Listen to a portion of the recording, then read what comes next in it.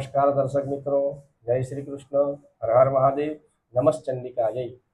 અમારા અમુક યજમાનશ્રીઓનો તથા અન્ય લોકોનો પણ એવો પ્રશ્ન છે કે શાસ્ત્રીજી, શ્રાદ્ધ આદિ ક્રિયાઓ કઈ કઈ જગ્યાએ કરી શકાય તો પિતૃઓ આપણી ઉપર સંતુષ્ટ થાય છે?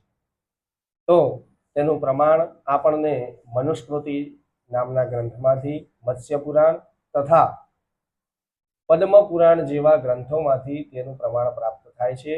તો સૌ પ્રથમ તે શ્લોકોનું શ્રવણ કરીએ, પછી તેનો અર્થ સમજીએ.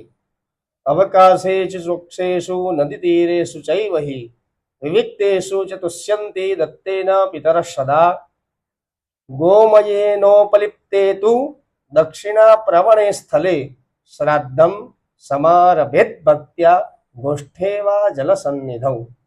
તો શ્રાદ્ધ આદિ ક્રિયાઓ કરવા માટેનું સ્થાન ગૌશાળામાં શ્રાદ્ધ કરી શકાય, નદી તટ ઉપર તથા એકાંત સ્થાનમાં પણ શ્રાદ્ધ કરી શકાય છે. આવી જગ્યાઓ ઉપર શ્રાદ્ધ કરવામાં આવે તો પિતૃઓની અસીમ કૃપા આપણી પર વરસે છે. શ્રાદ્ધ ભૂમિ દક્ષિણની બાજુ ઢાળવાળી હોવી જરૂરી છે અને તે જમીન ઉપર ગોમય એટલે કે ગાયના છાણથી દીપન પણ કરેલું હોવું જરૂરી છે.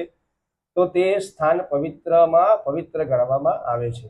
તો શ્રાદ્ધ આવી જગ્યાઓ પણ કરી શકાય છે. જય શ્રી કૃષ્ણ, હર હર મહાદેવ, નમસ્ચંડિકા જય.